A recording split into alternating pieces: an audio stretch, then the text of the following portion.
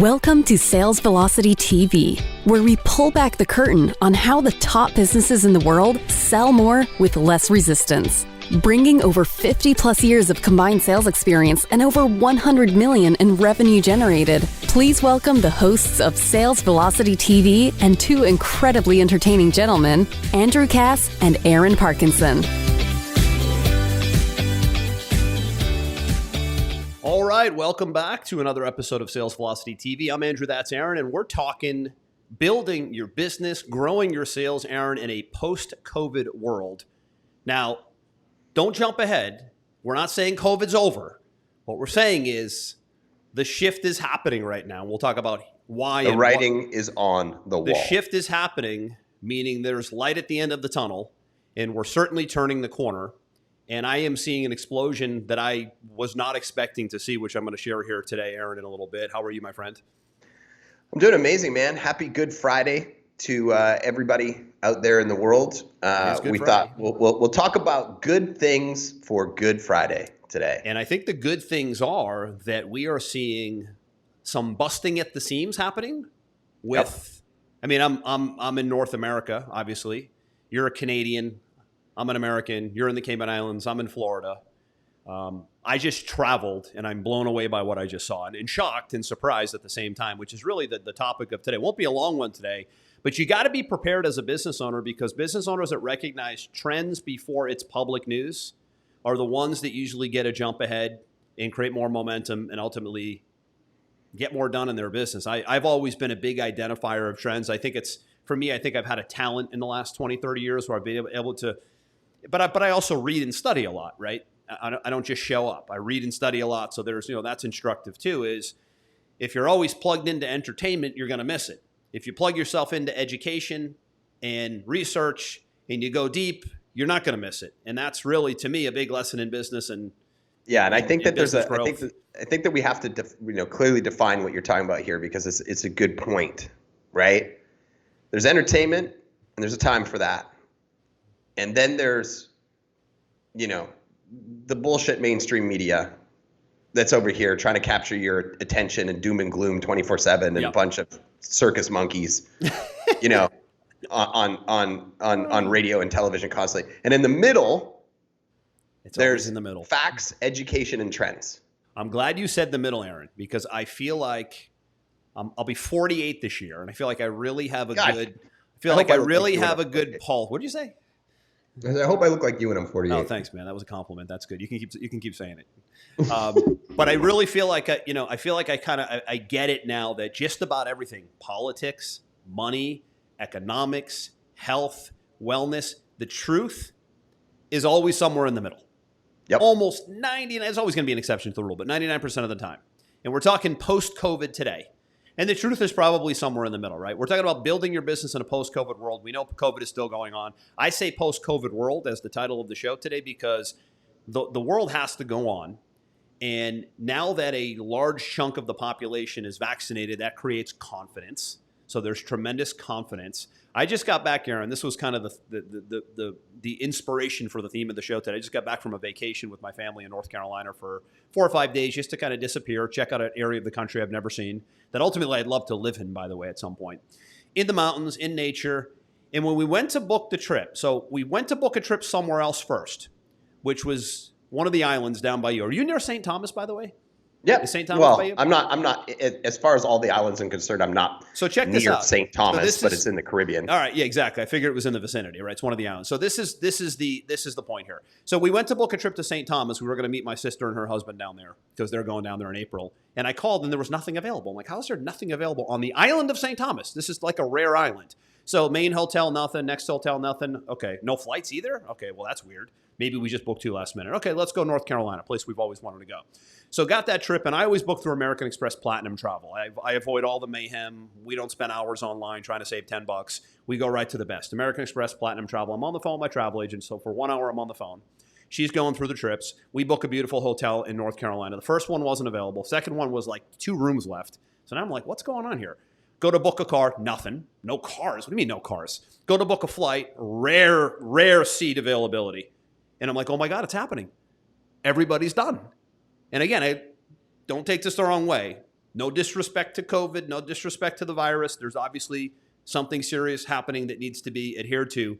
But people are moving about like I've never seen right now. Now, I witnessed it firsthand, and this is going to translate to business here, so stay with me, is when you see that kind of movement and that kind of confidence in the economy. You mentioned before we were talking, the surge that's happening, where that leads to, you better be prepared for, because if you watch CNN all day long or MSNBC, they're going to make it like there's a new strain this week and a new strain next week and a new strain the week after that, and lockdowns work and listen, we get that you're being overly cautious, but we also get that you have to keep eyeballs on the station. So let's be real, okay? Yeah, and we're not making a judgment on what anybody Not wants to do. If I'm 70 years old right now and I'm in that band of high risk, like I'm chilling. 100%. We're not making a judgment on what you should do, shouldn't do, get vaccinated, don't get vaccinated. We're not going down that rabbit hole. That's a stupid line of conversation. What we're saying is we're talking about business trends. Right on. What I'm seeing in Cayman is there's no real estate to be. I have people messaging me saying, do you have anywhere I can put my money, because there's nothing available here right now. Mm-hmm. Right? What you're seeing is, oh, well, nobody's traveling right now. I should just be able to call American Express and grab a hotel and grab a flight. Aaron, we're planning the trip the week before thinking there's nothing. There's nothing. Why is there nothing? And there's nothing. Because people have been sitting at home for a year now at this point. Their confidence has gone up. They've grown tired. Arizona's now fallen in line with Texas and Florida and said, we're out. We're out on this whole thing. Life has to go on. We're opening everything. No more of this nonsense. And when three big economies like that, Florida, Texas, Arizona, topple, now the social pressure gets put on the government officials of the other states, and the lynch mob starts coming out saying, you're taking my jobs. I got to feed my kids. I want to move about. The dominoes start to topple. The vaccinations go up. And it's already happening under the nose of most people, as you just realized. Under my nose, exactly. Do you know why there's nothing available in St. Thomas? Because it's full. Because people have said, I'm not sitting here any longer. Yeah, it's because it's full, not because it's closed. Exactly. No, it's full. Yeah. Right? So right now, people have had 12 months to have this pent-up energy.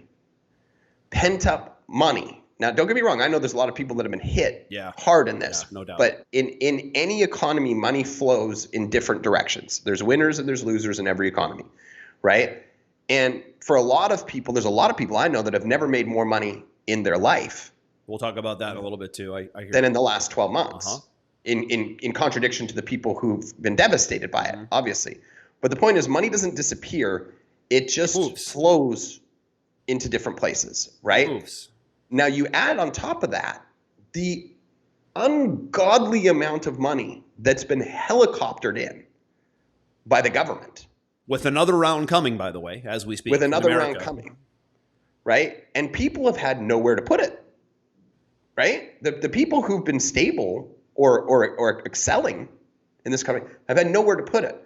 What this lines up to be is very similar to the Spanish flu, right? If you go back and you do some research on the Spanish flu, it was almost an exact type of pandemic like this, except it was more lethal. The 2 years, it was way more lethal. It was significantly more lethal. No modern medicine back then, obviously. But same practices. Everybody was wearing masks. Everybody was isolated. Everybody was staying at home. Exact same rhetoric was being put out. Mm-hmm. And then what immediately followed that was the Roaring 20s, which is one of the most lucrative. The Roaring 20s that led right up to the Depression, right? Right. Well, and because people came out of the woodwork and said, I don't want to be at home. I want to see other people. I've seen how difficult. Protect myself. I'm a big boy, a big girl. Yeah, and what really happened is they were so pent up for 2 years that when the economy opened back up, they almost like didn't care about the risk involved in starting a business or in pushing their business or whatever, because they're like, you know what? I've seen how horrible life can be. I'm going to go have some fun and go all chips in and take risks and start stuff and go party and go travel. And, like it was like this explosion. And I believe that we're right on the precipice of the exact same thing. And with all this extra money that's just been pumped into the system, that's why real estate prices are going insane. You've got the combination of people realizing they don't have to work at an office anymore. So they're going to work from home, which means they're going to work from where they want to in a nice environment. So all the real estate prices are going through the roof.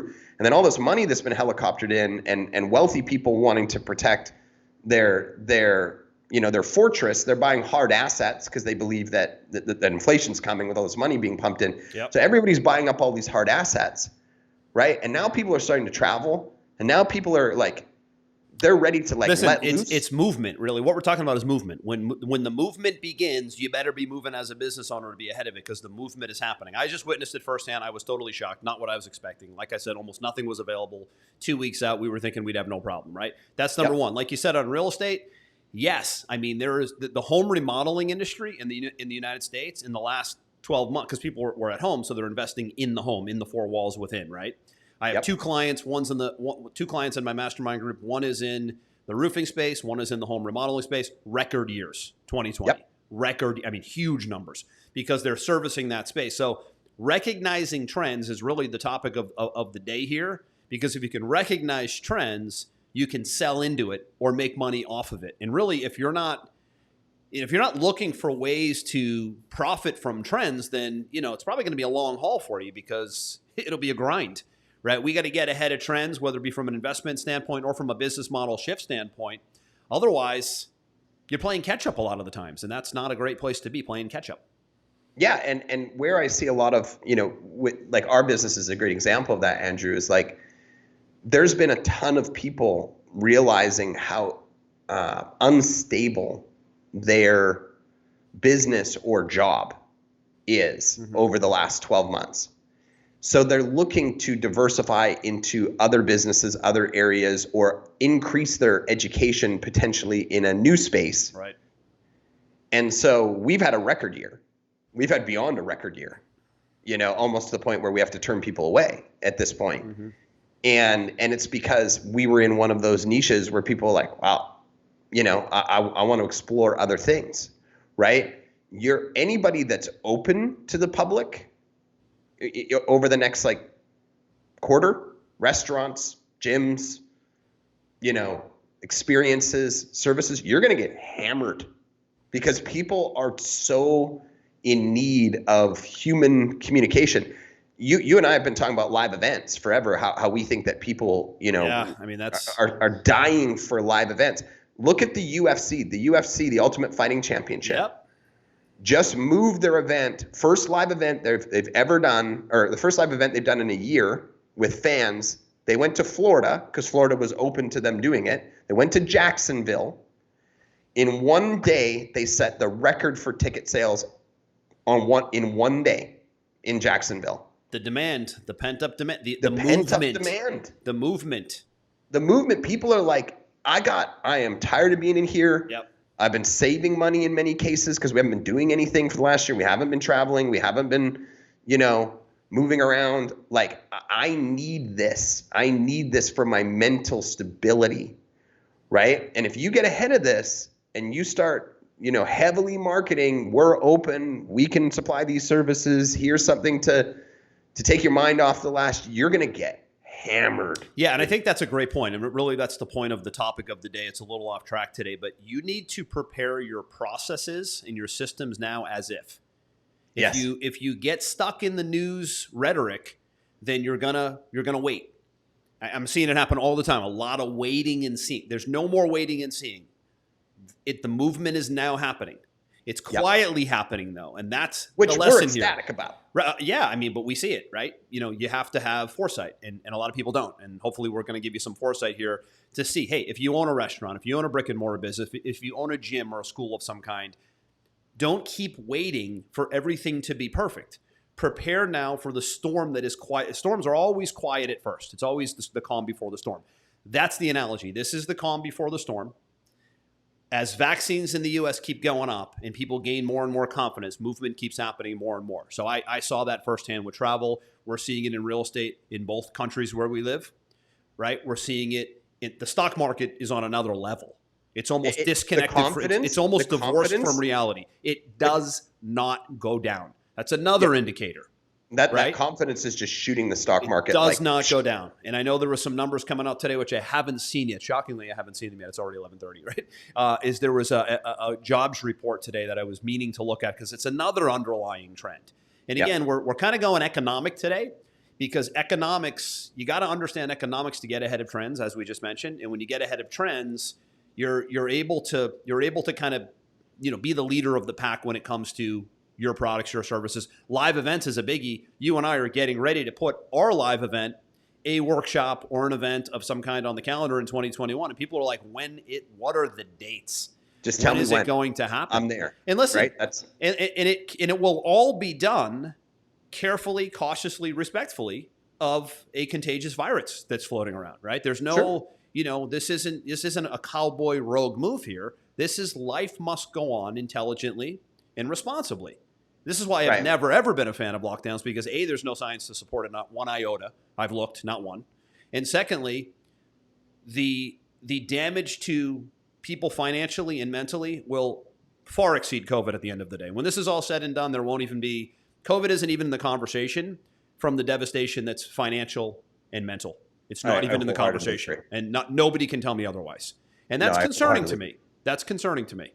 Not to veer off, but I don't even, as controversial as this might sound, I don't believe there's a COVID problem in the United States. People are going to go, what the hell are you talking about? There's 500,000. There's not a COVID problem in the United States. There is a massive inflammation, obesity, and aging population problem in the United States. That, coupled with the new virus strain that is contagious, has ravaged the country. I went to North Carolina, Aaron, and this tends to be a part of the country. Let me try to use this as diplomatically as possible or as politically correct as possible. This is a very heavy set part of the nation. I don't know why that is in the South and the Midwest. And I saw more obesity, Aaron. My wife and I walked down, we're kind of looking for it now because most people don't realize much of COVID's attaching itself to fat cells like you wouldn't even believe. It's one of the biggest things it attaches itself to is fat cells and inflammation. Everybody's talking about vaccines and all good, but a tiny piece of the solution is vaccines. There is a colossal inflammation and obesity problem. And I walked around and I was like, man, I don't know that anybody's even skinny anymore. And you wonder why there's 500,000 deaths in the United States is because the obesity problem isn't like that in other countries. There isn't an obesity problem in many other countries. I know there is in some, but not many. COVID doesn't even exist in Asia anymore. Have you heard of a COVID case in Asia in the last 6 months? Asians are thin, careful, calculated, responsible people when it comes to wellness and nutrition. COVID was in and out, if you recall. And by the way, not to veer even further off track, they're not even talking about vaccines in Asia. I don't even think it's in the conversation. I'm sure it's happening a little bit. But in America, it's like an obsession. But in Asia, it's barely a conversation. Think about that, people, right? Think about how do I now prepare for that if I market globally, right? How do I prepare for this now if I'm in the health and wellness space? If you're in the health and wellness space and you don't know what I just mentioned, you're missing a huge opportunity to be able to re-message what you offer to be able to target inflammation and obesity. And the ones we know that are doing very well in wellness understand science enough to know that inflammation and obesity is the root of the problem here, and they're marketing to that. They're not stuck in the COVID conversation, right? You see the difference? So it's such a big lesson, but you got to be able to, know how to do the research and know how to read the science. Shockingly, when I watch the news, it's like science. Did you even go to science class? A guy on CNBC last week, Aaron, goes like this. We're really concerned that cases are going up in some of the states that have started reopening. You think? They started reopening. Did you think cases were going to go down? That's the point of the process of reopening is they're going to go up, but we need to monitor everything and we need to throttle things and we need to, that's what that's what pilots do when they fly. Plane goes up, it needs to be adjusted, right? But it doesn't just land and stop.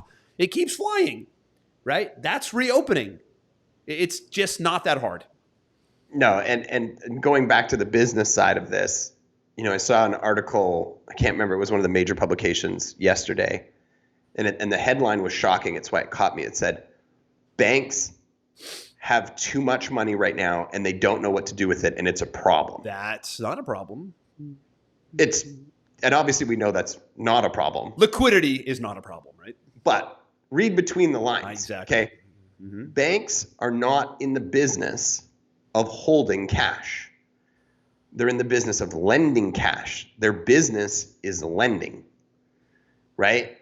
If they have so much cash on their sheets that they don't know what to do with it, what do you think the next step is? It's going to be a massive push. They're going to deploy some of that money, and they're going to do it three ways. I'm going to tell you the three ways. They're going to do it through lending, like you said. So lending-wise right now, probably one of the better times to be able to get financing either through a PPP loan, which is happening right now in the U.S., either through Small Business Administration, disaster relief loans, which a lot of people don't know about, and traditional lending is happening right now. Secondly, they're going to deploy that money in the stock market because they have to put it to work. Thirdly, they're now deploying that money into digital currency like Bitcoin and Ethereum. Just this week, Aaron, another trend here, by the way, got to see it, get off traditional news and go see it, is Visa and Goldman Sachs, or Fidelity, I don't know which one, just this week said, well, Visa said we're going to now start accepting payments in blockchain, right? Bitcoin or Ethereum, not blockchain. And it was either Goldman Sachs or Fidelity said, we are going in the second quarter of 2021. Here we are, 2 days in.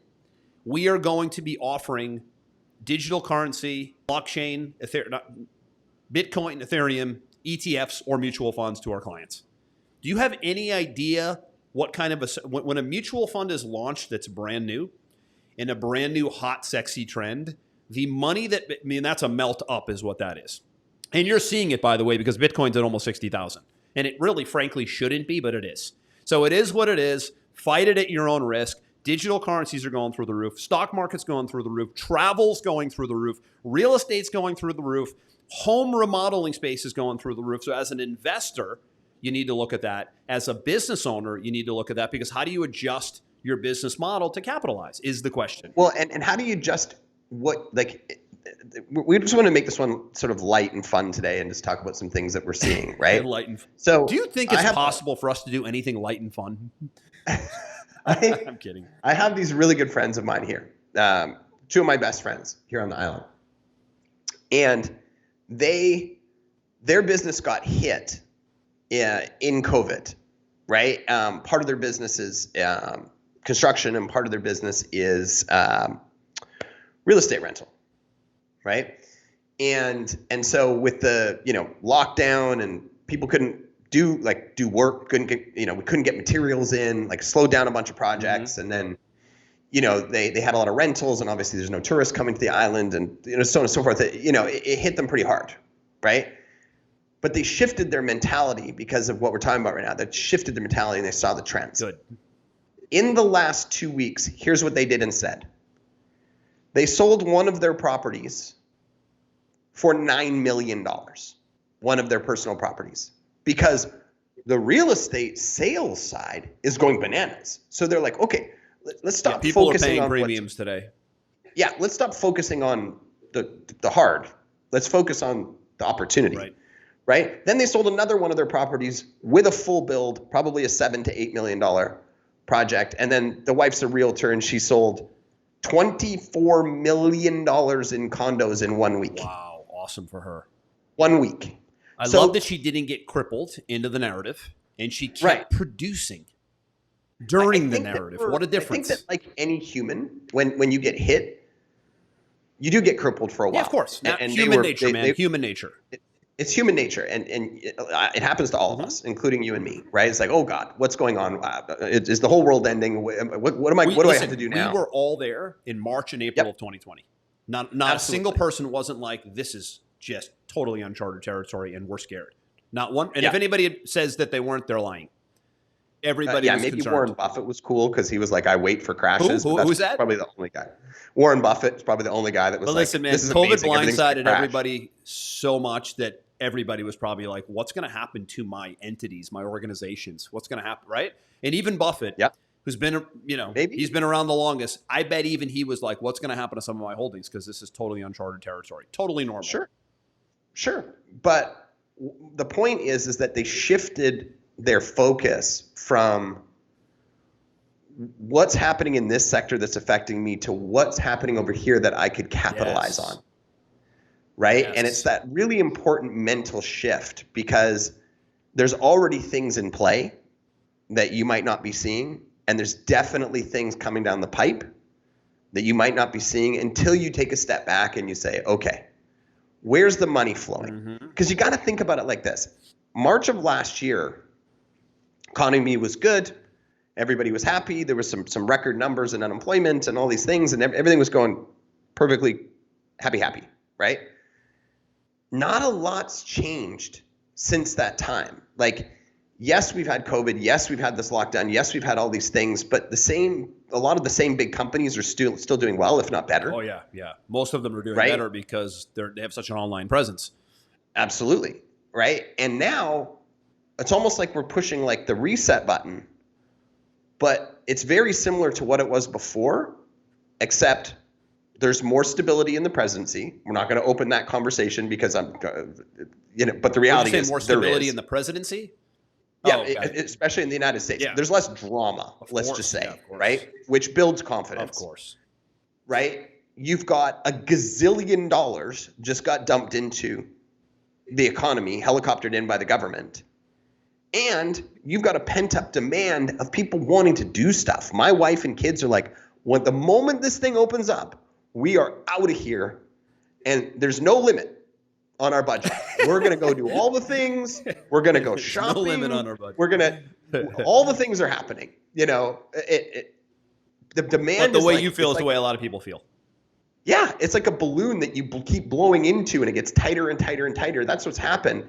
So you've got stable companies, tons of cash, massive pent-up demand, and eventually it's just going to go pop. Well, listen, it's happening.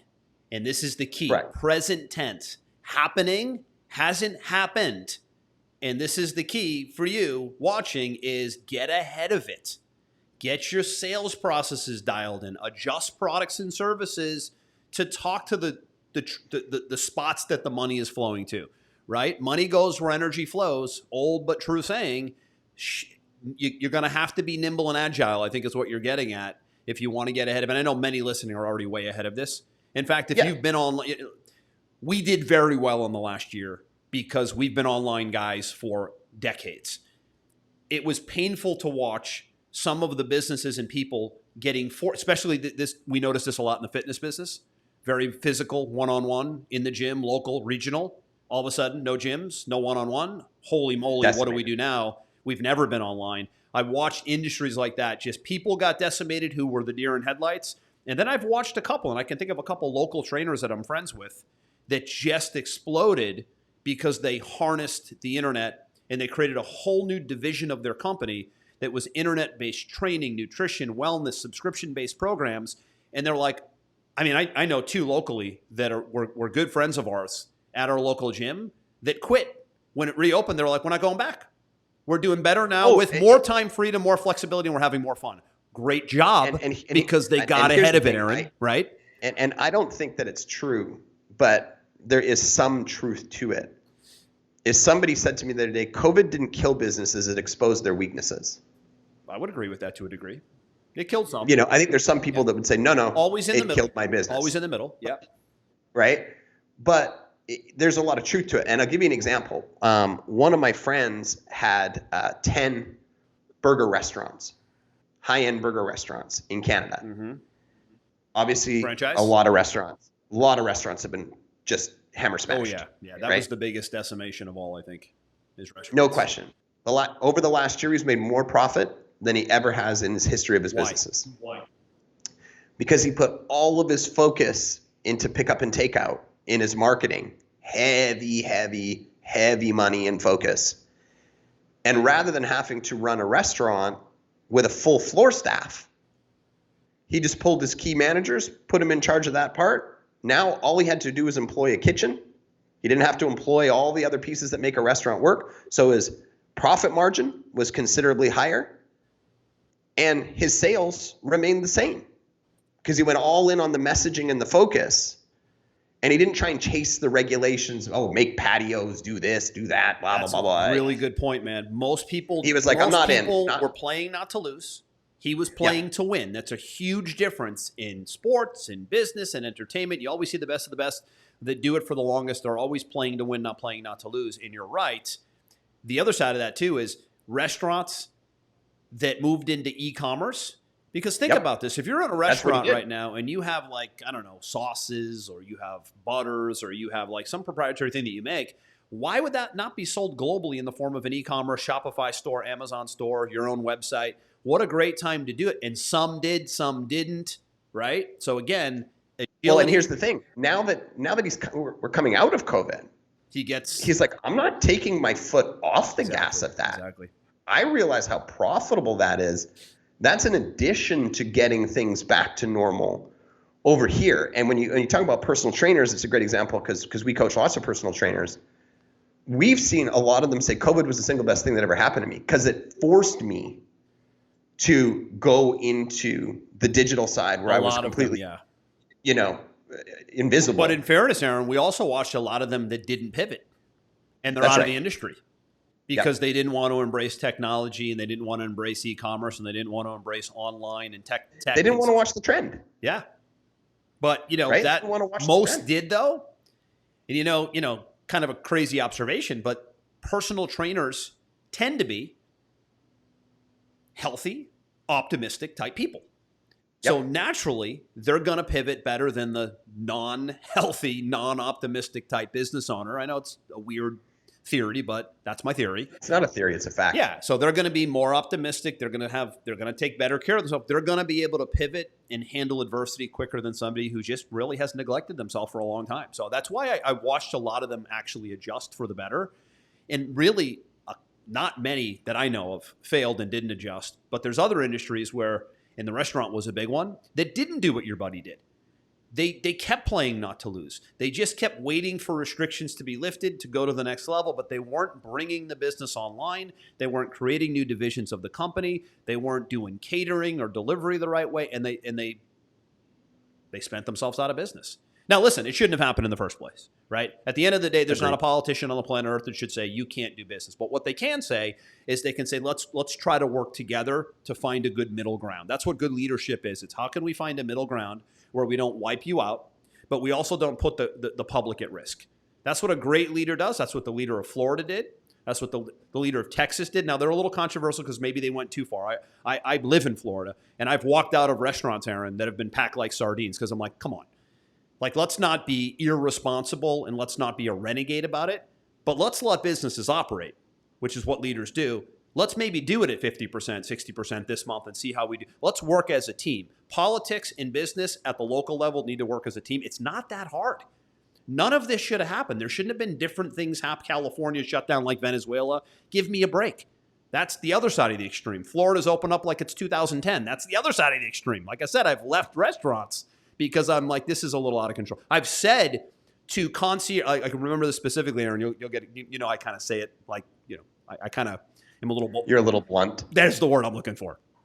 So I walk into the front of this restaurant and there's a line around the block. This is in my neighborhood. And there's people packed wall to wall in the outdoor seating and the indoor seating. I'm like. Which though, important point, proves what we were talking about earlier. Yes. They can't wait to get out and spend money. This is like 2 weeks ago, by the way. So you're right. I'm like, guys, listen, I'm not coming in because you're packing them like a sardine. So really, you've just neglected everything. And you really should think about that. And I left.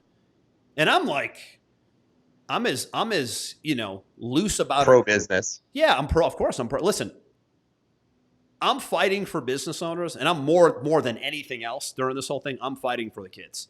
And anybody who embraces these lockdowns, and there's a little chunk of the population that this COVID narrative has worked wonders for their pockets, but they don't run real businesses. And their income has not been affected, so they're fake and they're exposed, right? Kids, more than anything, I fight for because you got to give kids and families a choice, especially when the science shows that kids under 12 have almost, again, not 100%, have almost been completely unaffected. Their immune systems are like Ferraris. They're almost unaffected. Thank God, by the way. There would be nothing worse than a pandemic that was ravaging kids. I don't think I'd be able to live with it personally. No. If that was the case, it would be awful. Been vastly different. We would have been like, lock it all down. Oh my God. You're an idiot if you're outside. And we're speaking as dads with young kids.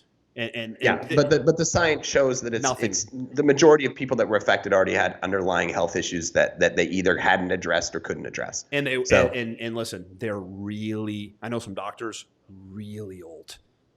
really old. And again, no disrespect to senior citizens, to people with pre-existing conditions, but the way this should have been handled to protect business owners, protect economies, protect families is, listen, if you have a pre-existing condition on this list by the CDC, most at risk, and if you are over the age of, I don't know, let's call it 70, you should consider being locked down, and you need to take great measures not to go out until you're vaccinated or until you feel comfortable. But why a blanket approach over the nation? What does a whole group of 40-year-old business owners in perfect health have to do with it? Don't take it out on them.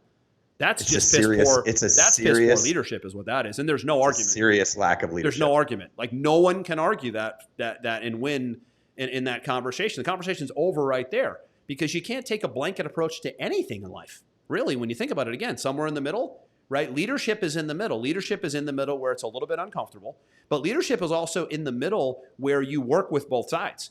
You're not going to please everybody, but if you do it right, you're going to please most people. And you look at California and Florida at two opposite extremes. New York is a horror show also. Is those guys went Venezuela, dictatorship. Florida and Texas went rogue, renegade. Like Texas Rangers baseball, 100% capacity. That's like, screw you. That's a little screw you, right? Like 100%. But I don't know if you know this. Opening day was yesterday. Honestly, I was surprised it didn't happen sooner, because I said because Texas at some point somebody's going to throw. Yeah. The heart of America, which Texas is the heart of America, is going to say, we're out. Like they do with lots of different things, and say, we're not playing this game anymore. We're done. And it was a little shocking that they won 100% capacity in their stadium. Guns, gold, and God in Texas. I was surprised they didn't do it earlier. But were you surprised that they went 100% capacity in their stadium on opening day? Not at all. I was shocked. I'm like, guys, not at all. Can you just do 75 and just not piss the world off right now, or piss the public off? And at least are you asking me if I think they should have done it, or am I surprised? I know what you're saying, yeah, and I agree with you. When you're done, you're done. And the point is, going back to, we've kind of been in a bunch of different topics today. But hey, listen, in the beginning of the show, we said we're going off topic today. So, hey. The point is the trends, okay? As we see these states opening up and saying, we're done, we're not playing this game anymore, the pressure that will happen on the other states will be unfathomable. Because what's happening now, as you and I have both seen, how many people from California have now moved to Arizona? It's a mass exodus. Texas, the numbers are staggering. Florida. How many big companies have moved from California? Tesla, Oracle, Intel. Setting up shop now in Arizona. Not fully out, but starting to make their way out. I'm out. I'll give you another example, Andrew. Hawaii. I have a client from Hawaii that said, as of last month, Hawaii has now decided that if you make more than $200,000 a year, there's a 10% state tax on your income. Now officially the highest in the United States. In California, which was the previous winner, it was if you had over $1 million. Hawaii went to 200,000, and on top of that, this is a digital marketer that I know.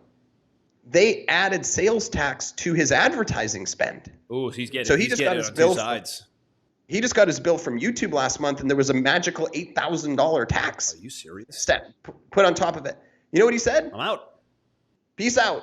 I'm gone to Puerto Rico. Yeah, I mean, listen, I'm in Florida, and I don't want to be here anymore. Like I've already told you that, and I live in Miami, which is a metropolitan city. It's becoming unlivable. It's becoming LA. Traffic can't move. Some of it's, people coming in for vacation because they're pent up. I get that. Hopefully it's temporary, but I'm trying to get my family more north, like Boca, Palm Beach, maybe Jupiter, maybe even out of Florida at some point, because we can't move. And it's so it's a COVID push, and then it's a tax push on top of it. So it's a double whammy. Right. Yeah, you've got COVID being attractive, taxes being attractive, weather being attractive, people wanting to move there, and because they don't have to be in an office in some god-awful place. There. Right? And what happens is, think about the pending pressure on the other states. You're losing people, businesses, tax dollars. Bang, bang, bang, bang, bang, bang, bang. What you think they're just going to sit status quo and say, we don't care. We're just going to keep things as they're. That's a really good point, Aaron, because there's some states trying to pull the let's go backwards, like it's happening in like, you're from Canada. Canada's out of control, by the way. A complete disaster. Completely out of control. But listen, the guy in California is getting recalled. You can't shut an economy down. You got to meet the business owners and the families in the middle, right? But he's also getting paid. There's a lot of money going on and economics behind it and politics behind it. Different conversation. But you're right. They can't afford to go backwards now, which again leads us to the point of the show today is don't even think for a minute if there's a new strain, a new wave, or at least in America, I don't know about other countries, it would be tough for states to now go backwards at this point, 12 months in, because they could put the nail in the coffin in their economy, and they could put the nail in the coffin in what's happening with families in schools and giving kids choices. And those are two really important topics. Again, those are the depression recession topics, right? Maybe there's not a categorized depression, categorized historically, but certainly for many families, they're in a depression. And I think the number is like 40 million-ish who are in a depression from an income standpoint, a job loss standpoint, having to be doing homeschool and all that. Like there is a deep depression in different parts of this country. You don't see it like I see it. I look at it. I'm looking at the numbers. The point is be ready for what's coming, because I don't see any scenario that's realistic where this goes backwards from here. So you got pent-up demand, tons of money pushed into the economy. You got people wanting to move. There's all the right things are lining up for a massive explosion. What it's called is a melt-up, and it's happening. A melt-up. And it's a melt-up in the stock market. It's a melt-up in digital currency. It is a melt-up in real estate. Travel. It is a melt-up in travel. And it is a melt-up in the home improvement space. So if you walk away knowing those 5 or 6 things, the big question should be, A, if I'm in those spaces, I should be prepared for the wave because it's happening. If I'm not in those spaces, how do I make adjustments, not necessarily to go into a brand new space, but to make adjustments in the way you market and message so you can kind of meet people where they're at and where that energy and demand and movement is, because the movement is on, and you always want to be ahead of the movement. And any business and any investment environment, you want to be ahead of the movement. And that's really the point here of this show. And we'll probably wrap it there. And we could go on for hours about philosophy and economics and politics. But I think it's fun to veer off once in a while to talk about economics and politics. And this is what drives revenue at the end of the day, is understanding economics and politics and the way people move and make decisions is everything. I can tell you, Andrew, we've potentially sold multiple 7 figures, in equity, in businesses that we own, over the last 2 weeks. Yeah. There's a tremendous amount of private investment money out there. Unexpected. There's so many people with money eager to do something right now. It's crazy. Yeah, that's a good point. We didn't even talk about the whole private equity space. But again, it all ties into there's money on the sidelines like never before because movement hasn't happened up until the last couple months. Now there's movement, and movement is, what follows movement is money. And you need to get in the way of movement and money. And prepared for it. Because you don't want to be running a business that was set to stay alive in the scenario from 7 months ago. Exactly. You want to be thinking, I got to be prepped for what's coming. Yeah, don't play wait and see. Don't play not to lose, play to win, and get ahead of the movement and the money is the big lesson here today. This was called a off-topic rant, if you will. And I think it was very instructive personally. Good things are coming. Good things are coming. We're back same time, same bat channel next week. Hey, if you love the show, leave us a review on Apple or on Amazon or on Stitcher or on Google Play. Always a pleasure, Aaron. We're back same time next week. If you're watching us live, we're on the Sales Velocity TV Facebook page. If you're listening to us on the go, awesome to have us on the go. We're good to be with you guys, and we'll see you next week, same time. I'm Andrew. And a happy Easter to everybody. Happy Easter. It is Good Friday. Make it a great Friday. We hope you enjoyed this episode. Sales Velocity TV is powered by Pipeline Pro, the ultimate all-in-one sales pipeline management and marketing automation platform that makes all others obsolete. And we can prove it. Take a tour at gopipelinePro.com. See you on the next episode.